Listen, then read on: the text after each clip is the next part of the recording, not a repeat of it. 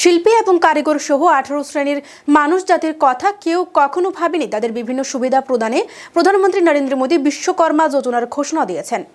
এই যোজনার সফল বাস্তবায়নে শনিবার ভগৎ সিং যুব আবাসে ভারতীয় জনতা পার্টির উদ্যোগে 60টি জেলার প্রতিনিধিদের নিয়ে আয়োজিত হয় এক কর্মশালা।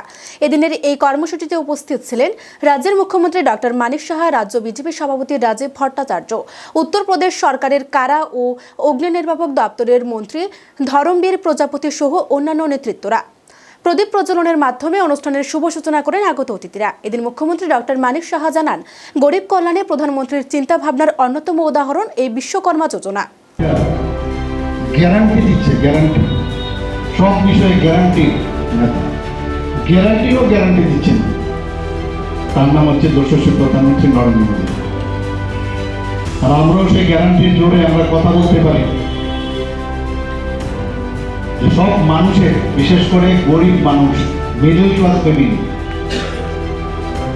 যারা এতদিন ধরে গরিবের সরকার বলছে, এই গরিবদের নিয়ে মাননীয় প্রধানমন্ত্রীজি বিভিন্ন যে স্কিম করেছে, সবাই জানি এই বিষয়গুলো। এগুলো 100% যাতে তার সিদ্ধি লাভ করে, স্যাচুরেশন পয়েন্ট আসে, সেই দিশায় আমাদের কাজ করতে হবে। এমন কোনো শ্রেণী নাই যে শ্রেণীর বিষয়ে আমি কথা বলি। আজকের এই যে বিশ্বকর্মা যোজনা, সেটা খুব ইম্পর্টেন্ট যোজনা। মাননীয় প্রধানমন্ত্রী এরপর প্রচণ্ড স্ট্রেস দিয়েছেন। এখানে ভাই সাহেব এসছেন, ওনাকে এখানের ইনচার্জ করা হয়েছে। আপনারা বুঝতে পারছেন